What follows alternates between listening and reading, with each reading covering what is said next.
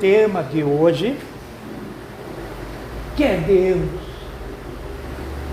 É um tema muito propício para nós, que iniciamos o ano e precisamos compreender um pouquinho mais de Deus. E através de Jesus entendemos bastante, através de Allan Kardec. Allan Kardec, ele foi o codificador do espírito do livro dos espíritos. E na primeira pergunta ele faz o seguinte: quem é Deus? Pergunta aos espíritos da codificação, aos espíritos superiores. Ele diz assim: Deus é a inteligência suprema, causa primária de todas as coisas. E como podemos compreender Deus? Se nós dirigirmos o nosso olhar para o alto, avistamos os planetas circulando em volta do astro-rei, que é o nosso Sol. Se nós prolongarmos mais ainda, vemos o mundo estrelado, a bobada toda estrelada. Um pouquinho mais, vemos as galáxias, que são um conjunto de muitas e muitas estrelas. Se nós olharmos para baixo, nós vamos ver a natureza, as plantas, com a maior beleza, as flores. Porque Deus criou essas flores para nós, para deixar nós alegres. Se nós olharmos um pouquinho mais para o mundo animal, nós vemos os cachorros, gatos tão dóceis, os animais tão dóceis. E se nós olharmos para a natureza, vemos as cachoeiras, vemos os rios, vemos a água, a imensidão da água, para nos abastecer a vida. Tudo isso é obra de Deus. E Deus nos criou. Por isso, Jesus diz, Ele é o Pai Celeste, o Pai de toda a humanidade. Esse Deus que Jesus nos apresentou, Ele é imutável. Isto é, Ele não muda as suas leis, que se Ele não fosse imutável, logo nós não teríamos o equilíbrio. Ele é imaterial.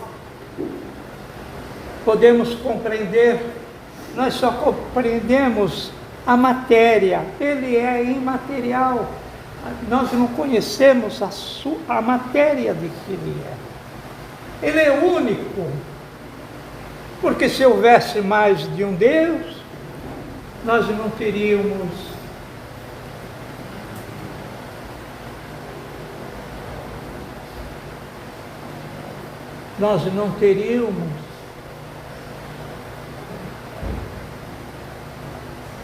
força, nós não teríamos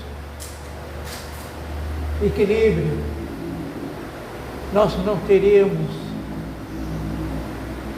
o mundo. Se tivesse mais de um Deus, não teríamos sentido. Ele é misericordioso, é um Pai amoroso. E Jesus, que apresentou Deus para nós,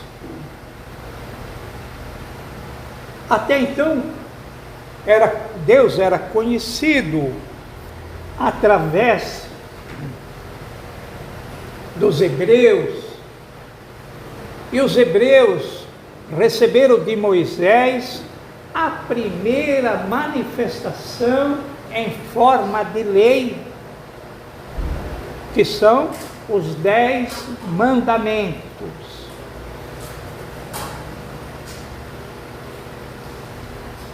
Na época, esse povo hebreu, recém saído do Egito, que eles eram escravos, e então se agruparam no Monte Sinai, e lá viveram 40 anos no deserto, até que então Moisés achou por bem, inspirado por Deus, inspirado pelo seu protetor, o protetor daquele povo, aonde foi escrita em pedras, por escrita direta, os 10 mandamentos. Mas aquele povo, ainda semi-selvagem, não conhecia Deus somente com o pensamento, precisavam de algo mais material. Então foi-se criado a arca. A arca era uma caixa adornada, e nessa caixa adornada tinha dentro dela as pedras dos 10 mandamentos. Muito bem. Este povo, no conceito deles, eles achavam que Deus era vingativo. Deus protegia aquele povo, mas atacava os inimigos. De maneira alguma. Esse conceito errôneo perdura até hoje na mente de muitas pessoas. Deus é bondade, é misericórdia. Então esse povo, nas batalhas daquela época, para eles conquistarem o seu próprio território, ele tinha muita guerra, e eles colocavam essa arca na frente da batalha, com que pensavam dessa maneira, que Deus ia proteger. De um lado, tem os filhos de Deus, do outro lado, que eles qualificavam como inimigos, também eram filhos de Deus, todos iguais, mas isso eles não compreendiam.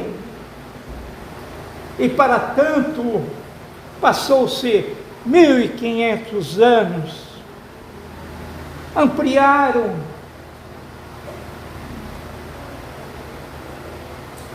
os conhecimentos através dos profetas. Esses mesmos profetas começaram a anunciar a vinda de Jesus. E então Jesus nasce numa manjedoura. Ele podia ter nascido num trono de ouro, mas ele preferiu iniciar a sua tarefa na humildade, ensinando o primeiro exemplo para nós de humildade. Nasceu numa manjedoura, cercado do quê? Maria, José, algumas pessoas e os animais. Por isso ele ama os animais, ama a natureza. Jesus foi o primeiro a chamar Deus de Pai. de Pai de misericórdia, e nós vemos no Evangelho muitas passagens das quais ele fala de Deus, um Pai bondoso, um Pai que nós devemos ter a confiança. Ele começa assim: perdoai vossos inimigos, fazei bem àqueles que vos odeiam, que vos caluniam, para serdes filhos do vosso Pai que estais no céu, o qual faz nascer o sol sobre bons e maus, e vir a chuva sobre justos e injustos. Porque se vós amar somente aquele que vos ama, que fazer isso em especial, não fazem assim também os publicanos?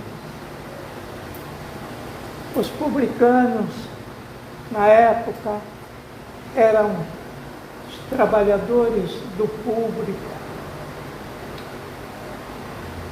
E então, ele pede para que nós nos perdoemos uns aos outros, perdoemos aqueles que nos caluniam, aqueles que nos ofendem, para sermos filhos do vosso Pai. O Pai perdoa todos. Em continuação, Jesus disse assim: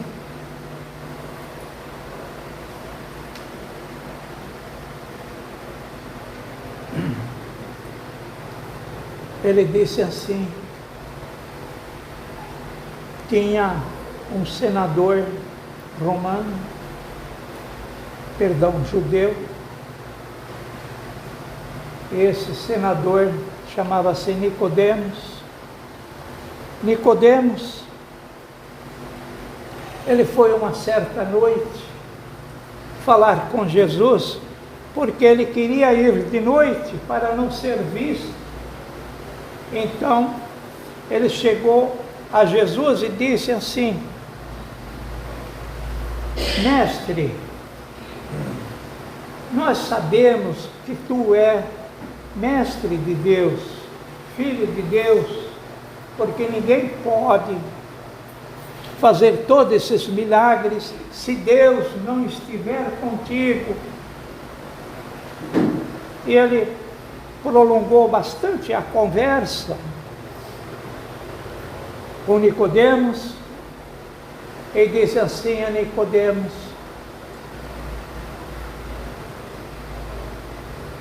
que era necessário nascer de novo.